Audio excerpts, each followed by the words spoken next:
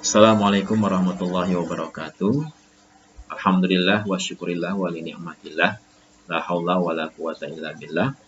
Wassalatu wassalamu ala Rasulillah Sayyidina wa Maulana Muhammad ibn Abdillah. Rabbi shrah li sadri wa yassir li amri wa hlul 'uqdatam min lisani yafqahu qawli. Amma ba'du.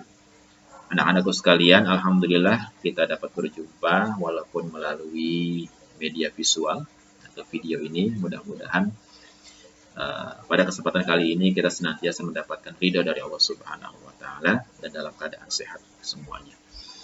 Baiklah anak-anakku sekalian, sebelum kalian mempelajari bab 5 tentang perjuangan baginda Nabi Muhammad SAW periode Mekah, Bapak akan sedikit mengulas kembali bab 4, yakni tentang Al-Quran dan hadis sebagai pedoman hidup. Untuk itu, sebelum kita mulai pembahasan ini, mari kita berdoa kepada Allah Subhanahu wa taala dengan membacakan suratul Fatihah bersama-sama. Al-hazina wa likulli niyatin shalihah. Al-Fatihah. A'udzubillahi minasyaitonirrajim. Bismillahirrahmanirrahim. Alhamdulillahi rabbil alamin, arrahmanir rahim, maliki yaumiddin. Iyyaka na'budu wa iyyaka nasta'in. Ihdinas siratal mustaqim. Siratal ladzina an'amta 'alaihim ghairil maghdubi 'alaihim waladdallin. Amin. Anak-anakku sekalian, sebagai persepsi atau menghubungkan materi yang akan kalian pelajari dengan materi yang sebelumnya, sedikit Bapak mengulas kembali tentang materi bab 4 ini. Karena di antara materi-materi yang kalian pelajari, materi ini sangatlah penting buat kita selaku umat Islam. Karena lika-liku kehidupan kita, baik dari segi ibadah, muamalah, atau kehidupan sehari-hari, agar kita selamat, selamat di dunia maupun di akhirat, haruslah berpedoman kepada Al-Quran dan hadis. Sebelum Nabi Muhammad SAW meninggal, beliau berwasiat kepada umat Islam. Beliau berkata, "Taraktu fikum amroini, ma in tamassaktum bihima lan tadillu abada. Al-Quran wa sunnata rasulih." Aku wasiatkan kepada kalian dua perkara. Ma in tamassaktum bihima, jikalau kalian berpegang kepada keduanya, insya Allah lan tadillu abada, tidak akan tersesat selamanya. Apa kedua perkara itu? Al-Quran dan sunnah Rasul atau hadis. Untuk itu penting buat kita menjadikan Al-Quran dan hadis sebagai pedoman hidup, tata cara kehidupan kita dalam sehari-hari, baik dalam hal ibadah, muamalah, maupun yang lainnya. Harus berpedoman kepada Al-Quran dan hadis. Simpelnya begini. Al-Quran adalah kalamullah atau firman Allah yang diturunkan kepada baginda Nabi Muhammad SAW melalui perantara malaikat Jibril secara berangsur-angsur, dan membacanya adalah ibadah. Maka bagi kita selaku umat Islam jangan pernah lupa, jangan pernah tinggalkan membaca Al-Quran. Bahkan bukan hanya membaca, mengkaji kandungan-kandungan yang ada dalam Al-Quran dan menjadikan semua yang ada dalam Al-Quran sebagai pedoman hidup buat kita. Insya Allah tidak akan pernah tersesat. Dan Al-Quran sebagai sumber hukum Islam yang pertama. Ingat, Al-Quran sebagai sumber hukum Islam yang pertama. Kemudian di bawah Al-Quran ada hadis. Apa itu hadis? Hadis adalah qaulun wa fi'lun wa takrirun Nabi Sallallahu Alaihi Wasallam. Hadis adalah perkataan, perbuatan, dan ketetapan Nabi Muhammad Sallallahu Alaihi Wasallam. Bahkan ada ulama yang membagi dua. Yang namanya hadis itu adalah perkataan.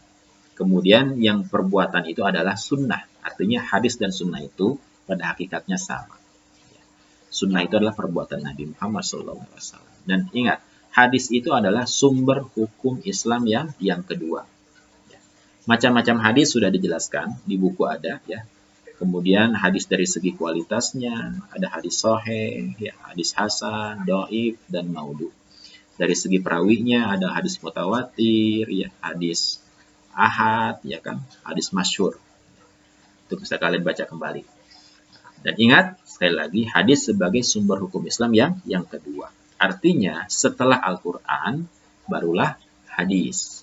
Makanya fungsi hadis itu yang pertama, memperjelas ayat-ayat Al-Quran yang masih bersifat umum. Yang pertama. Yang kedua, memperkuat pernyataan yang ada dalam Al-Quran. Dan yang ketiga adalah menerangkan maksud dari ayat-ayat Al-Quran.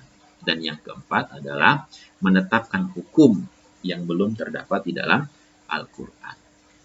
Kemudian yang ketiga ada ijtihad. Ijtihad itu adalah bersungguh-sungguh, yakni menetapkan suatu hukum yang tidak terdapat di dalam Al-Quran dan hadis. Ya. Ulama yang memiliki syarat untuk berijtihad adalah yang boleh berijtihad. Contoh ijtihad itu ada qiyas, ya. Ada qiyas. Contohnya misalnya gimana? Misalkan begini. Menetapkan suatu hukum yang tidak terdapat di dalam Al-Quran dan hadis. Misalkan hukum tentang narkoba. Narkoba ada ganja, ada heroin, itu tidak ada dalam Al-Quran ataupun tidak ada di dalam hadis. Bagaimana hukumnya ganja, narkoba, kemudian minum-minuman keras gitu kan, seperti topi miring, banyaklah mereknya. Maka dikiaskan kepada salah satu firman Allah, ya kan? A'udzubillahi minasyaitonirrajim. Innamal khamru wal maisiru wal ansabu wal azlamu rijsum min amali syaitan. Fajtanibu, ya kan? La'allakum tuflihun. Sesungguhnya khamr, ya. Sesungguhnya khamr, ya. Dan lain sebagainya adalah salah satu perbuatan syaitan. Fajtanibu, maka tinggalkan. Berarti khamr itu hukumnya haram. Apa itu khamr? Khamr itu adalah minuman yang memabukkan. Berarti setiap yang memabukkan hukumnya haram. Berarti termasuk ganja, heroin, dan lain sebagainya memabukkan. Maka setiap yang memabukkan disamakan dengan khamr, hukumnya haram. Contoh lain misalkan rokok. Rokok itu tidak terdapat di dalam Al-Quran dan hadis. Maka hukum rokok disamakan dengan apa? Dikiaskan dengan apa? Dengan ayat Allah, dengan ayat Al-Quran.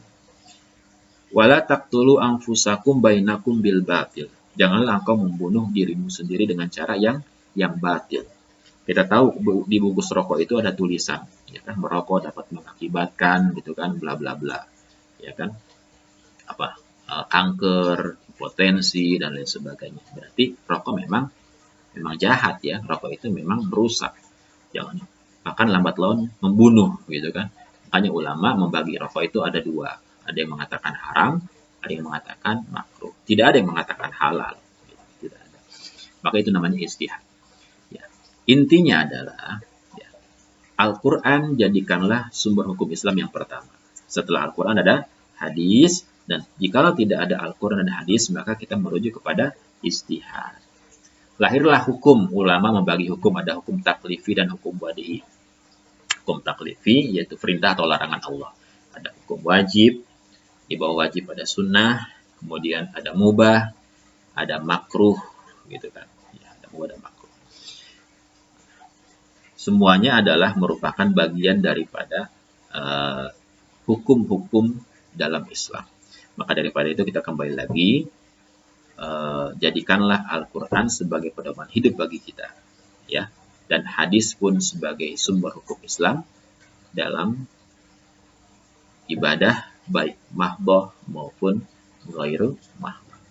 Baiklah anak-anakku sekalian, inilah sedikit pembahasan yang dapat Bapak sampaikan. Artinya kita dalam menjalani ibadah kepada Allah Subhanahu wa taala harus paham betul kalau itu memang adalah contoh dari Nabi Muhammad SAW dan terdapat dalil dalam Al-Quran. Kalau tidak ada contoh, berarti itu bukanlah suatu perintah yang Allah berikan ataupun sunnah yang dicontohkan oleh baginda Nabi Muhammad SAW. Demikian yang dapat Bapak sampaikan. Silakan kalian pahami dan pelajari materi kita pada bab 5 perjuangan Nabi Muhammad SAW pada periode Mekah. Lihatlah videonya di bawah video Bapak ini. Jangan lupa di post kalian tulis nama dan kelas, keterangannya adalah hadir. Ya. Bagi anak-anakku sekalian yang belum mengikuti ulangan pada bab 4 kemarin, silakan kerjakan. Atau yang belum mengerjakan tugas pada bab 4 atau bab-bab sebelumnya, kerjakan. Ya. Jangan kalian malas-malas atau leha-leha sehingga nanti ingin ujian baru mengerjakan. Orang-orang sudah santai siap ujian, kalian sibuk sendiri. Ya. Ya, gunakan waktu semaksimal mungkin. Wal asr, ya, innal insana lafi khusr. Ya. Baiklah anak-anak sekalian, terima kasih atas perhatiannya. Mudah-mudahan sukses buat kalian semua. Tetap semangat, ya, semangat dan semangat walaupun posisi kita atau kondisi kita dalam keadaan COVID-19. Mudah-mudahan Allah senantiasa mengangkat semua bala. Ya, kita ambil hikmahnya buat kita semua. Assalamualaikum warahmatullahi wabarakatuh.